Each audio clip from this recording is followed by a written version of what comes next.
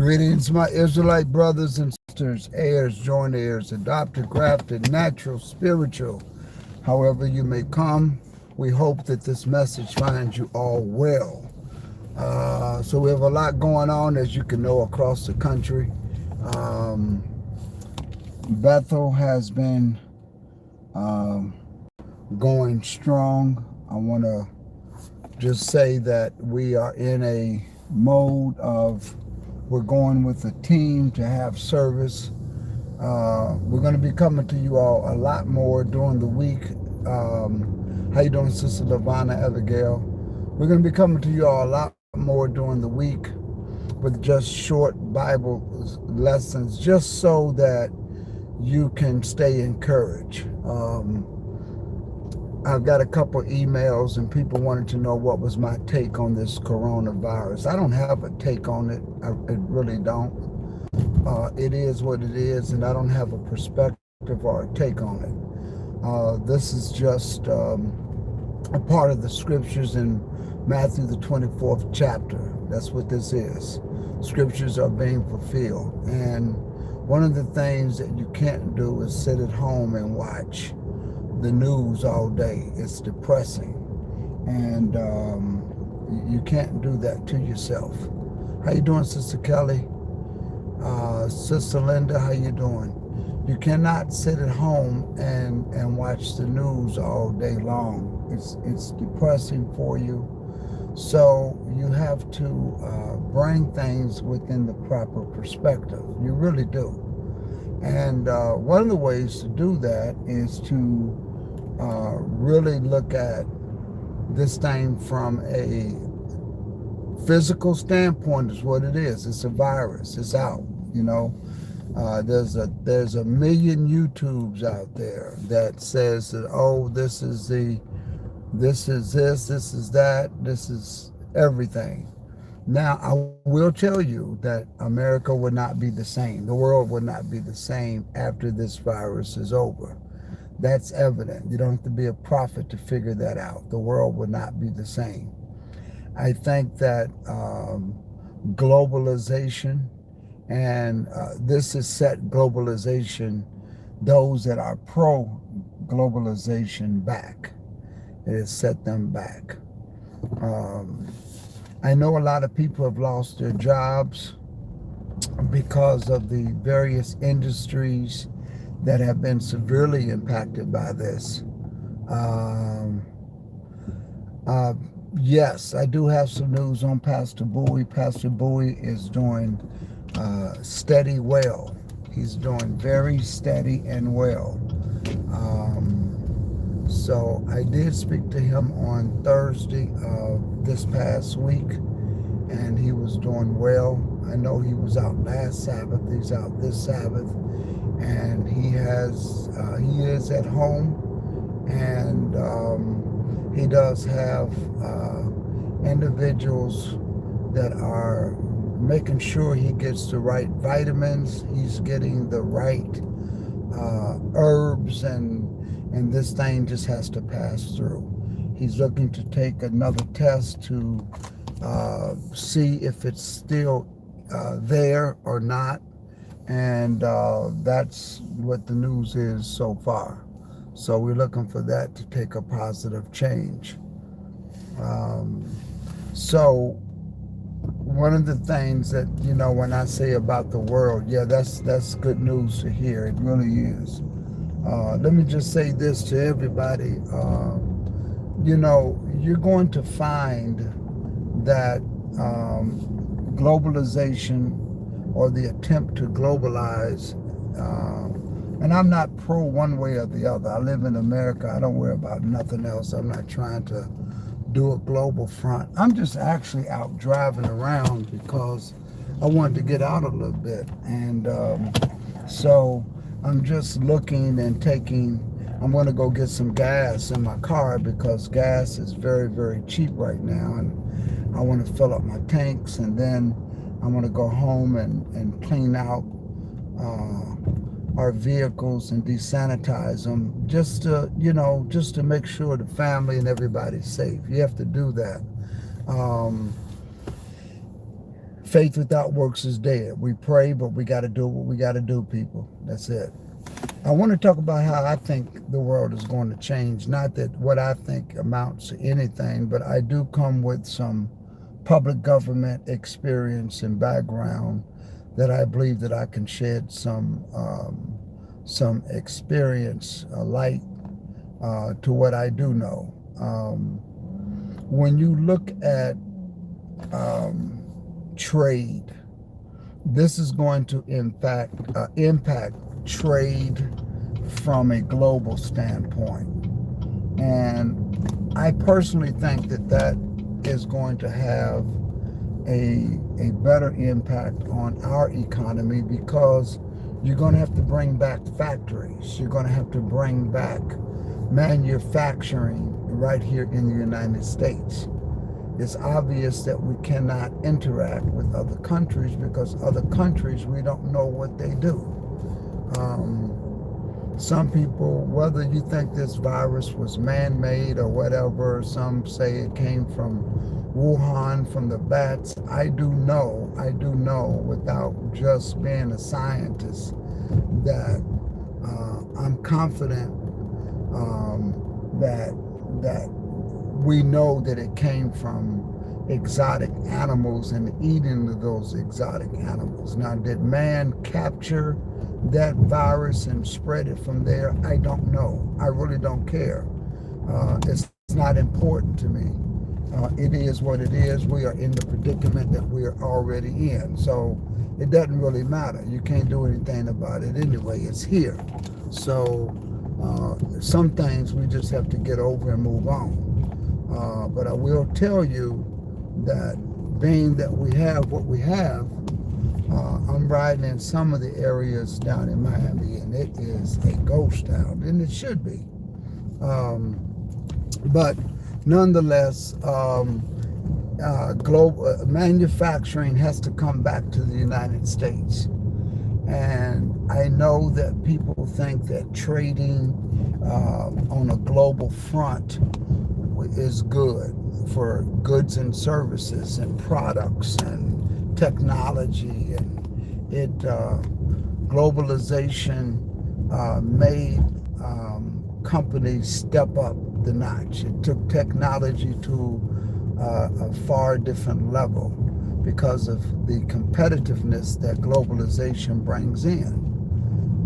People want to always produce something better. And so no doubt they perhaps did, and it helped. But now we have to bring this stuff back home to America. Now, and it's not such that America is such a great country, because there's a lot of things that's going on that's not biblically right. But things are going to change. That's the point that I'm making. Whether it affects everybody the same, every country the same, we are in America, so that's the country that I am concentrating on speaking about right now. I'm not one of those individuals that would be anti where I'm living in. I'm pro-God, I'm pro-Christ, I'm pro-kingdom that's going to come, that he's going to set up. That's the kingdom that I'm supporting. But right now, in this here flesh, I'm in this country. This is a country that the Most High had me scattered. My ancestors and those of the biblical times, this is where we're at. And so it could be worse. I can tell you it could be worse. It could be something far-fetched worse than what we are experiencing now. I will tell you that I noticed that some jobs are hiring. Amazon posted they're hiring 100,000 people. The supermarkets, the chain of supermarkets here in South Florida called Publix is hiring 1,000 plus people. That's what they're looking for. That's big. Walmart, Target, they want people to come in and they want to hire people because they need help distributing items into the stores and stocking, and you can buy your groceries online and have them delivered to your house, and all of this stuff. So this thing is going to change the way we do business. I noticed at Walmart and Target about a year ago, they had a service where you can order your items online, and they have parking spaces up front, and you pull up and somebody would bring those items to you, to your car. You open up your trunk, they load them, they're already prepaid for and what have you. I noticed that. That's what that's where it's going to. Now, my wife has always been an Amazon person. She's an Amazon Prime person because she does it all the time. Candace Bethel says, Pastor Johnson, you're in my neck of the woods. I could be. I'm in South Florida, Sister Candace. So right now, Amazon and all of that stuff is going to be the place to go higher. There is an Amazon here in South Florida, and when I tell you, I drove by that plant one day. It is humongous. But again, they want to hire 100,000 people nationwide.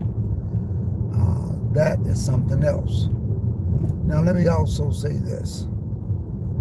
When we talk about how things are going to change,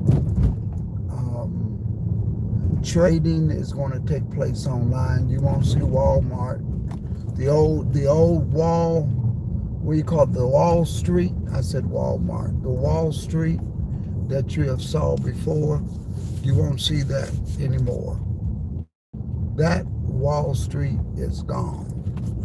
Okay, that Wall Street is gone. That one is gone. I'm trying to fix my phone here. Something came up. There it goes. That Wall Street is gone. You're going to see trading online. Most stuff is going to be done online. It's, I'm riding around in Miami right now. And let me tell you, the streets, other than people running and walking and on bicycles, it is completely dead. Completely dead. And it should be with this coronavirus. It's good to see that they're taking it serious. It really is. I'm glad to see that they're taking it serious. One of the things that we're going to be doing at Bethel, and on a level of teaching, we're going to be increasing our capacity for Zoom so that our members can tune in for special messages that we may have, information that we may have. We're trying to get gloves. We're trying to get masks for our congregation here in South Florida. So if I do get them, you all stay tuned in to Zoom, and we'll make sure that we can get them out to you. I expect by Monday, you're going to see a lot more of the governors put curfews on each of their states, and saying that you just can't be out. That's all. You just cannot be out at all. So I do see that happening. I see that right around the corner. I see that by Monday, tomorrow, at around noon. I can see this governor doing that because he's going to get his update on how many people have been affected and tested, and you're going to see that he's going to change that. Vitamin C. Stay on top of your vitamin C. That's paramount. The old simple oranges. Look up on the internet. Find out what vegetables naturally produce vitamin C. Look at that, and that will help you out. I'm just looking at a guy riding around in a mask in his own car. That's amazing. Um, I wouldn't be wearing my mask in my own car, but I would wear it when I got out. You know, hand sanitizers, gloves, all that stuff. When I go get gas in a few minutes, um, elderly Barry is good. A few days ago, I told you all about it's the leaf of life, not the tree of life. It's called the leaf of life, which is different from the moringa tree. Maybe this evening, I did a video of me putting leaves from my plant, putting it and boiling it in water, but it's called the leaf of life. Look it up on the internet when we clear here. Look it up. There is a place that you can order the leaf. The leaf, this plant is so productive. You can take a leaf and put it in the ground and it will root. That's how this leaf of life is. Most leaves, you can't do that. When you can find a leaf that will do that, that's a good plant. So go check it out. It's called the leaf of life, and get that. Anybody at Bethel, let me know if I can get it for you. I'll get it. Let me know and I can bring it and have it down at the church house next door to the congregation. I'll get it for you and you can pick it up. Just send me an email. You all have the email address and I'll make sure I get it to you, or if you can call me. Yeah, so those are some of the things that I'm doing. Most of the jobs are letting people work from home. My daughter's school, no more school rest of the year. They've already made the decision, no more school. And the reason is because they know that it's coming. They know it's coming. Let me just say this. I found something very strange, and I started to look at it. The worst hit country is Italy. Italy. Right now it's Italy. Check this out. And the other day I'm sitting there, and I think I may have said it on one of the YouTubes. I'm not for sure. But the scriptures tells us in Matthew the 24th chapter, when you see the abomination of the desolation stand in the holy place, then the tribulation is going to start for 3.5 years. Italy is so hard hit. I can see Israel open up its doors to the Pope to come over there and to operate out of Israel. Right now, I can see that happening. I really can. And I really can see that happening. Because Rome, which is in Italy, the Vatican, it's so heavily hit. I could see them opening up their doors and telling the Pope, come on down and operate here. Brothers and sisters, when you see that happening, I don't know that, but I'm just simply saying this is the amped opportunity for that to happen. Just throwing that out there. So I can see it. I can see it. Restaurants close in South Florida, as well as probably you are, except for takeout. You can call those restaurants. You can call Outback. You can call any steak restaurant, and you can order a steak, but to go. I'm not trying to do all of that right now. I know you're not trying to do that all right now. But there are some people that think that things are going to go back to the way they were. It is not going to go back to the way it was. No way. With a virus like this, are things going to go back the way they were on a global level. Not going to happen.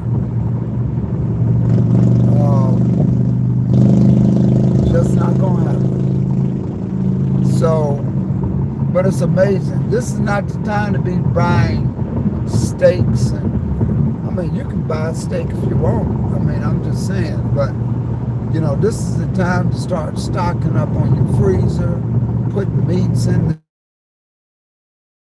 goods, non-perishables, all of that. This is that time right now. I am going to do an Amazon order to see how long things come, and they come to you. I want to see what's going to be up with that, and see what they say. I'm going to try ordering online, see what that happens. But from people I do know of, come Monday, they zipping this thing down. Like me, I'm out driving. I'm not getting out of my car, but I will take a drive. And when I pull back in, I'm pulling back in my garage and putting the garage door down. I don't care to interact with nobody. I don't. That's how contagious this virus is, and I do respect that much. Some people are on YouTube saying, man, this ain't nothing but a hype. This ain't no hype, brothers and sisters. This is not a hype. This is real. This is not a drill. This is real. This is happening. Nobody would have saw this coming. Because we were still trying to figure out 400 years whether we exiting or not. I can tell you right now, I believe the Almighty will make a way. If we have to get in that wilderness, He'll do it right now. It's just not time yet. But get your groceries, get your food, pack it up, stack it up. My daughter last night put out a Bible game. It was on YouTube, and it was, I don't know how she finds this stuff. I mean, she just finds it. And for a 9-year-old recently turning 9, she's pretty savvy. So she found these games online, and she says, Daddy, look what I got. And so when we came in last night, she was quizzing me about Bible trivia. And it was rather fun. It was kind of fun. I had a good time sitting there with my wife and daughter, kind of going over these Bible quizzes. This is the time to study. This is why I got sidetracked. This is why, getting back to what I was coming on to say, I'm going to be coming to you a lot more and bringing little lessons and thoughts to you from the home studio. And I'm going to be on Zoom. I'm going to be broadcasting live on YouTube. Not as much car cams. That's what I'm going to be doing. I may get out and take a little drive or something like that, just not to get cabin fever. Gas here has dropped to about 60 cents a gallon. In most spots, that's cheap. That's very cheap. So down to regular as low as $1.99. I haven't seen a long, but I'm going to be coming on a lot more shorter lessons, coming on, coming off, because we need this time to kind of get it together. That's what we need. We need this time. We need this time with family. This is the way it used to be, where families would sit down together. When we did not have all of this technology, and when we didn't have all of these places to go, and we were at home and we studied. We sit at the table together for dinner. We held hands and prayed. I remember that growing up. There was 5 of us, and we would take each night, someone would take turns to say the prayer for dinner. And when you had a family like that, it'd be your night to clean up the kitchen. You know, we had teams, and you know, we that the family was a lot more closer. It was a lot more close knit, and these are the times that during this coronavirus, those of us that know the book, this is the time to get into book. This is the time to sit and read and study. I was watching one of Pastor Bowie's lessons last night, and when I open up his lessons, I open up the Bible, whether it's on my phone or I go back and say, wait a minute, I missed this. And these are the times to do that. These are the times to really do that. This is the time that you can start going through your closet and, you know, getting clothes and putting them together that you can't wear anymore, and making sure others will have, who are going to be in need, that they can have something. At Bethel, this week we talked about still doing our prayer breakfast, providing clothing and food to people as long as we're permitted to. We're going to continue that. The first Sabbath is in 2 weeks. But this is the time you can really go through your closet. This is the time that you can organize files on your computer. There's so much that you can do right now. So much that you can do. But on top of all of that, it's important that we understand the plan to salvation. That is the roadmap that us Hebrews, natural and spiritual, are going to have to get and understand. We really have to understand the sequence of 7. And I think I may do a lesson on that tonight. I may do a lesson on the sequel of 7. Why? And just deal with that. I may just extract that for one of the lessons and just do that. Because there's certain things that happen in the Bible we need to know. Why do you circumcise a male on the 8th day? We need to understand that. Why is a woman unclean on her flower during the time of purification until the 8th day? We need to get that. Why is it that when you did the priest, and if they touched the body, and if they handled it, they were unclean until 7 days, until the sun went down? Because it started the 8th day, obviously. So we need to go back and look at these things and find out why.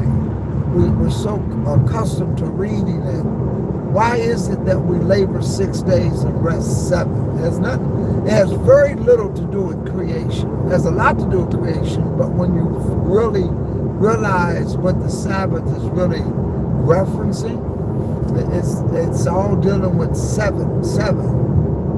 Why do we count 7 Sabbaths, and tomorrow after the 7th Sabbath is Pentecost? Those are answers to questions that I have, that maybe we can take the time to share them with you during this coronavirus, where you have to be at home and you can open up your book, you can ask questions and what have you. This is the time that we can take advantage of that and really learn what we need to do. So that's what I wanted to share with you earlier when I came on, but I got sidetracked because I was driving and saw how empty things were and what have you. So I'm going to go to the gas station. I'm going to get some gas, make sure that I'm away from people. I'm certainly going to use something. I'm not touching that pump handle. I'm not touching it. I'm going to use something to make sure I get nothing on my hands. And that's trusting the Lord right there. And, you know, what happened. I'm not getting involved with all of that at all. This is why gas is so cheap. They want you to come out and they want you to drive around and what have you. It's amazing how on the price wise things are kind of going down. I thought that the grocery store I went to, they are still doing 2 for the price of 1 items. I'm like, wow, they still got that 2 for, they still running their same specials and deals. I understand that I learned yesterday a lot of people are going to the grocery stores first thing in the mornings. That's when they're getting the stuff that they need and want. First thing in the mornings. So we'll see how that works. My wife and family and I'm the only one that goes out. But I'm lotioning down and sanitizing down. I like what the stores are doing. When we walk in, they already got people who are masked up. They're spraying the handles of the shopping carts before they give them to you. They let you see that they have cleaned them. And then they'll throw that wipe away and get another one. And I thought that was great. I thought that was awesome for them to do that. Gas stations are not doing that. There's nobody out there to make sure that you're doing that. Now, what some people could do is say, hey, you want me to pump your gas for you? You remember those days when somebody would come out and pump your gas for you? Some of y'all don't even remember that. I'm in my 50s. Y'all don't remember that. But there was a time that I remember riding in the car with my daddy, and you would pull up, and the man would come out and pump the gas for you. Right? They'll pump the gas for you. You didn't get out and pump your own gas. They pumped the gas for you. Somebody, that might be a good job for somebody to say, you know what? Let me just go over and say, I'll pump the gas for you for $3. You know how many cars come in and out? Sister Lavana says, I remember that. Yeah, they used to come out, check your oil, you raise your hood, you check your oil. They come and show you the oil stick and say, look here, you're half a quart low. Next time you come in, you might want to get yourself a quart of oil. Yeah. And sometimes they'll put a half a quart in for you. They say, you may go ahead and top your oil off. Those were the days that I remember growing up. They didn't have oil shops. They did it right there for you. So that's my spiel for today. I'm gonna get out of here and let me just say hello to those that are in the chat room.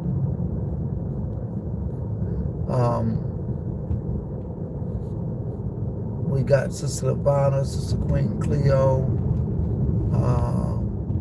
Albert Williamson, how you doing, my brother? Queen Cleo, how you doing? Lavana Abigail, how you doing? Kenneth Yisrael, how you doing, my brother? And Candace Bethel, she says, Pastor Johnson, you're in my neck of the woods. All right, Candace, we hope that you will reach out to us. Grocery pickup. Yep, Sister Queen Cleo. Brother Tobiah, how you doing? Yes, Pastor Bowie is faring along. He's doing, I believe he's going to get through this. He's at home. He is talking to people on the phone. And he's in good hands. He's in very, very good hands. So we know that he's going to pull through this. In prayer, and let's keep all of our brothers and sisters across the country in prayer. That being said, peace. We'll talk to you soon.